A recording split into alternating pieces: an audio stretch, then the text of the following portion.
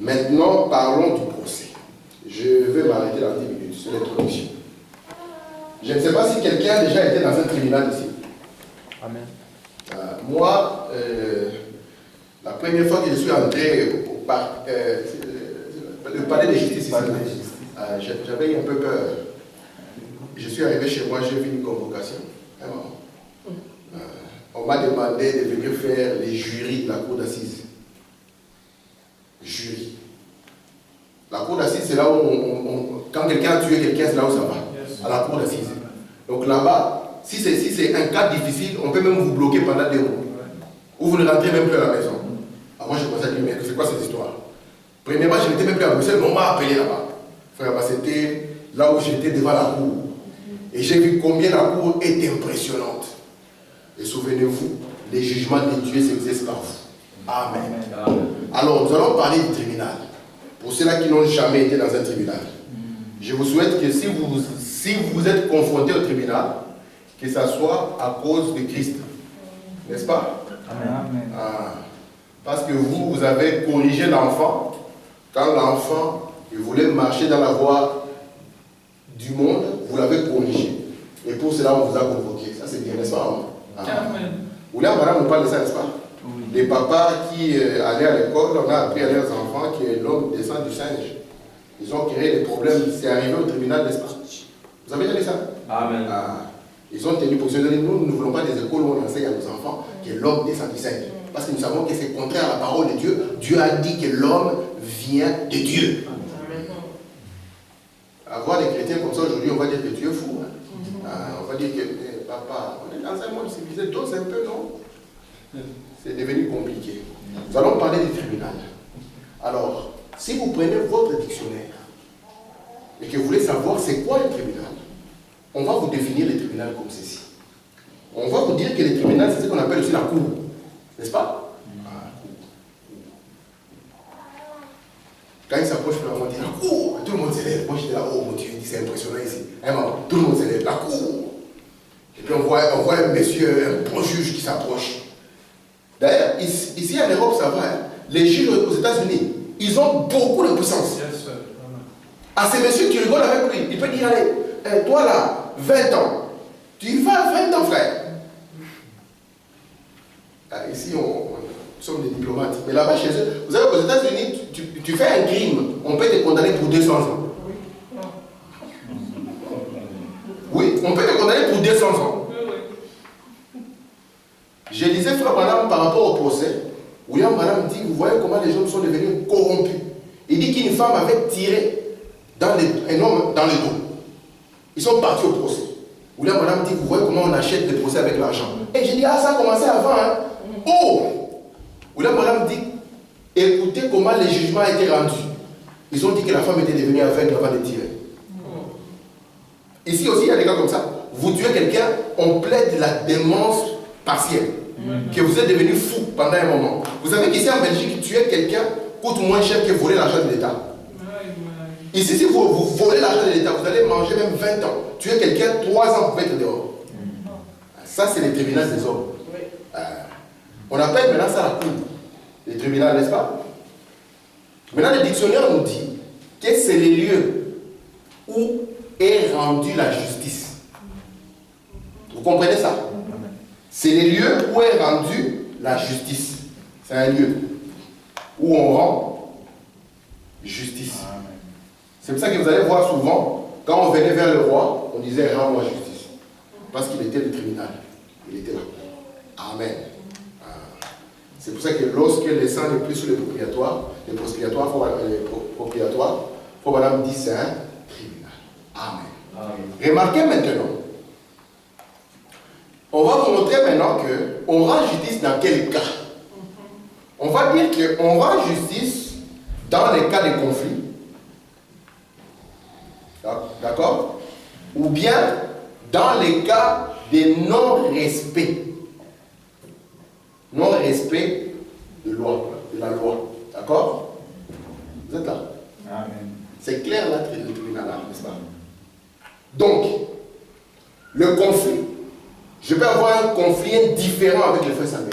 C'est pour ça que la Bible dit, lorsque vous aurez des différends entre vous, N'amenez pas ça aux tribunaux des païens. Amen. Mais nous trouvons que c'est devenu des cas aujourd'hui. L'avocat frère de telle église contre l'avocat frère de notre église devant le tribunal. Et un païen. Vous savez que même quand les tonnerres sont arrivés, les frères sont partis au tribunal. Mais oui, mais si les juges, les tonnerres sont révélés, ils sont Ils sont arrivés au tribunal là. Ma femme connaît un cas au Rwanda où les frères sont arrivés au tribunal. Ils sont arrivés au tribunal et les juges leur ont dit mais vous croyez la même chose. Allez vous entendre entre vous. C'est lui qui a essayé de les ramener dans les choses de la Bible. Et puis ils disent nous sommes des fils de Dieu. Vous voyez la religion là où elle mène? La religion est une chose dangereuse, mes amis. Tu vas amener ton frère, et puis tu seras convaincu que Dieu est en train de faire des choses bien. Surtout quand le frère va t'escroquer, tu vas les mettre en prison. Hein? Et le frère, quand il sera en prison, il va prier, oh, voilà, c'est ma période d'épreuve. Ce que je vous dis, c'est un cas que j'ai vécu. Le frère a escroqué un autre, l'autre a dit, il exagère, il a pris beaucoup d'argent en prison. Et il lui a dit, viens, on va arranger. Voilà le piège, viens, on va arranger.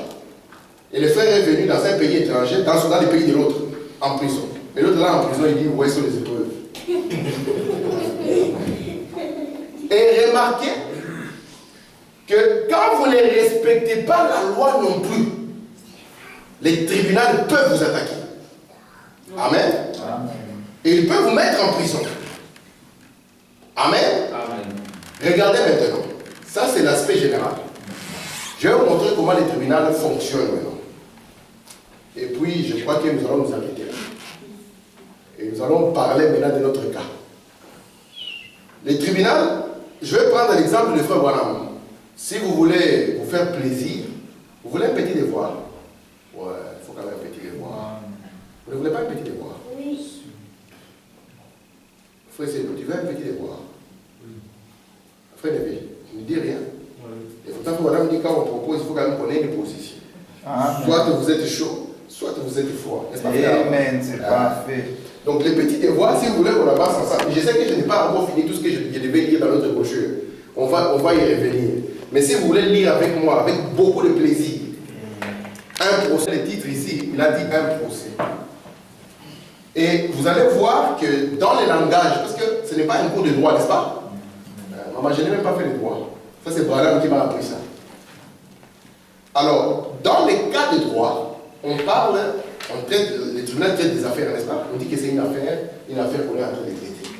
Et on est en train de plaider une cause, n'est-ce pas? Il faut Branham dit quand on traite une affaire, on doit plaider une cause, n'est-ce pas? Et remarquez ici, l'affaire qui est convoquée, parce qu'on convoque une affaire. L'affaire qu'on va traiter dans notre tribunal ici, l'affaire, je vais lire exactement le nom de Frère Branham, mais je ne commence pas à lire encore. Frère Branham dit ceci.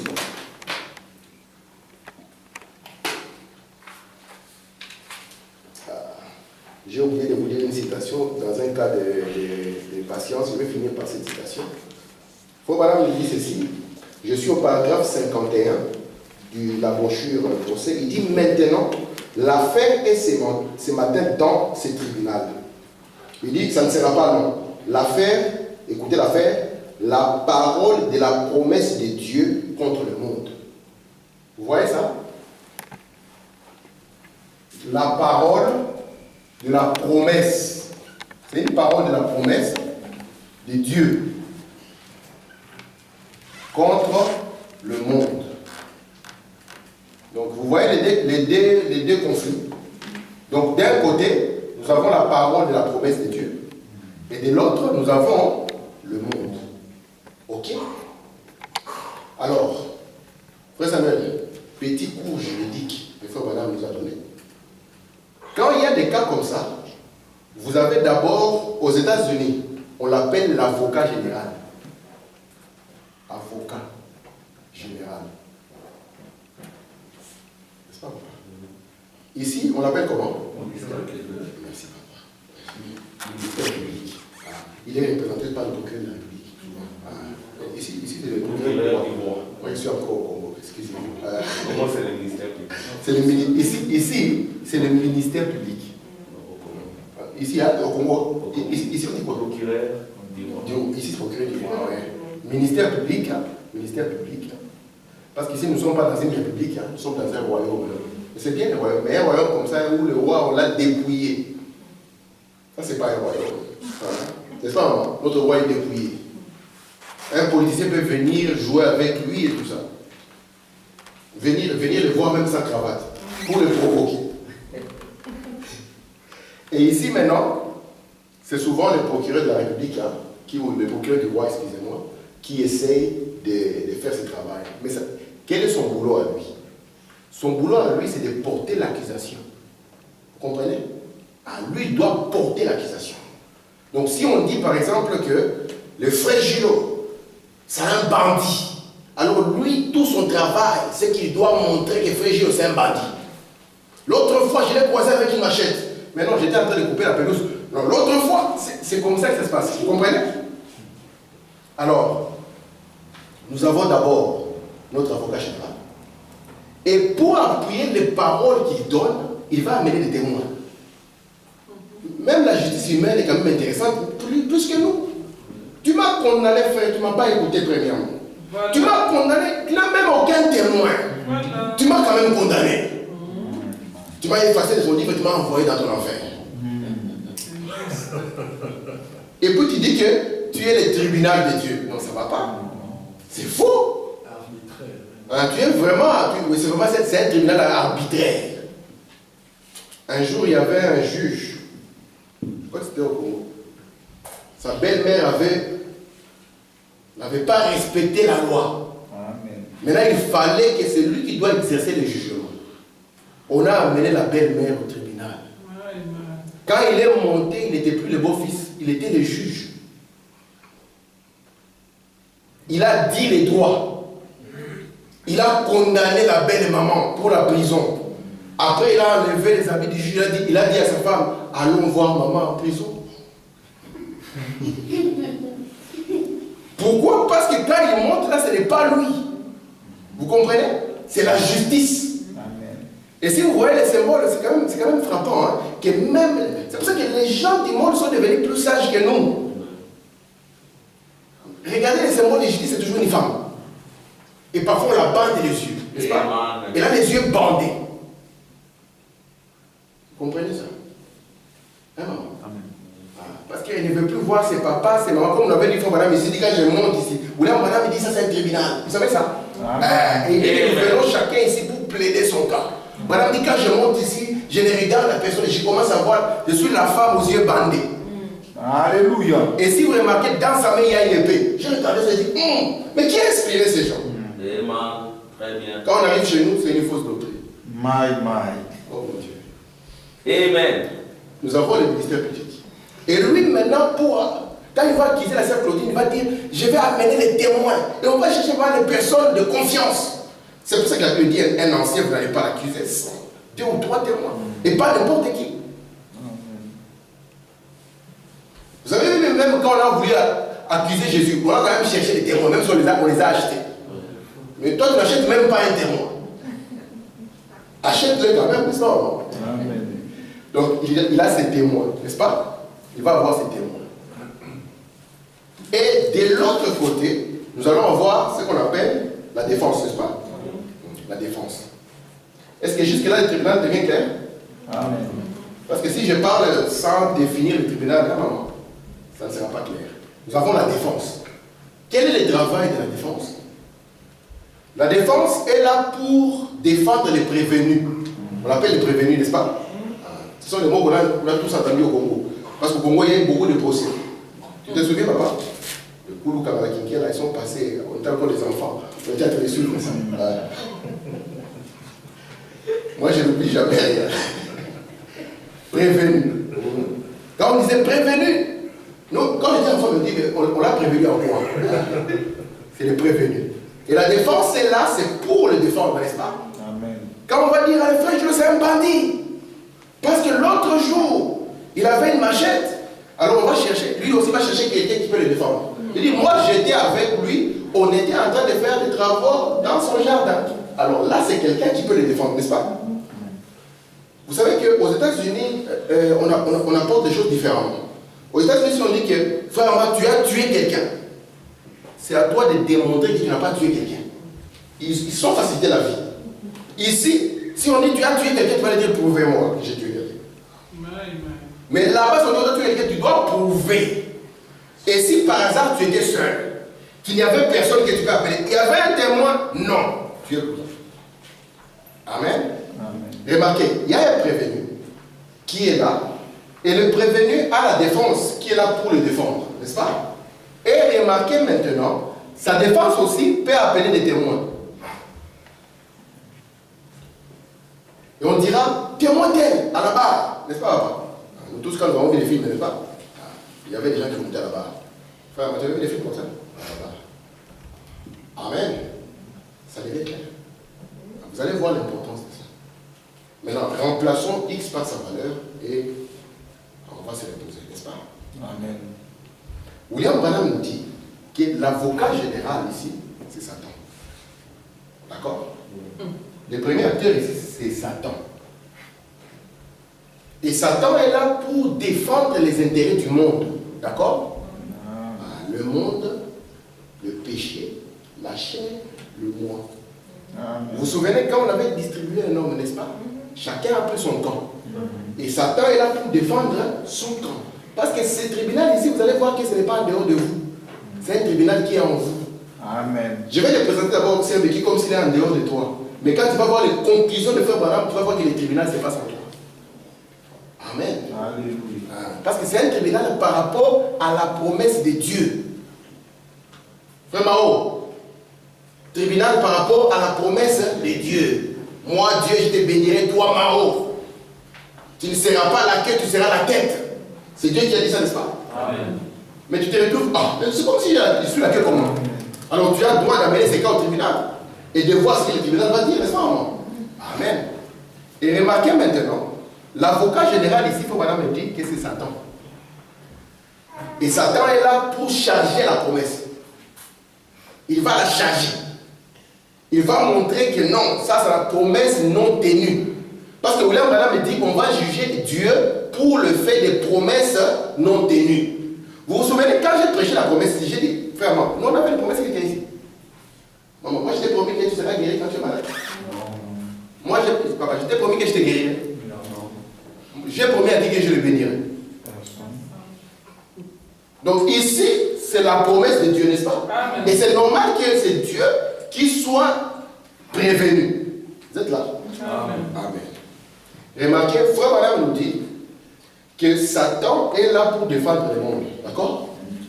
Et William Branham nous dit que dans la défense, Dieu a aussi le Saint-Esprit.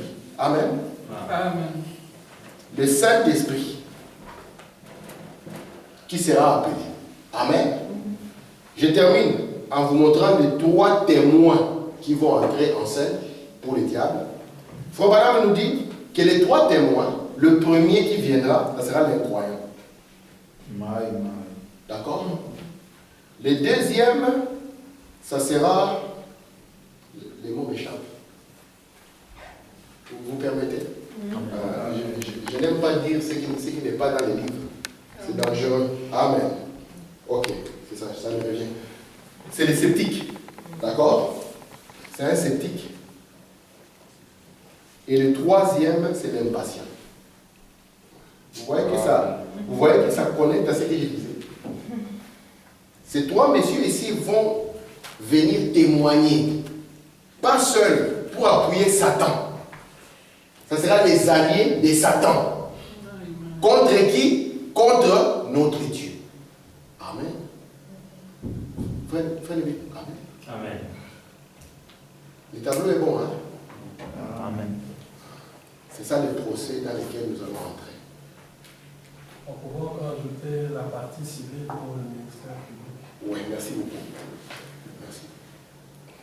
Partie civile. Amen. Partie civile. Ok. Donc, avocat général, ministère public, partie civile. Ok?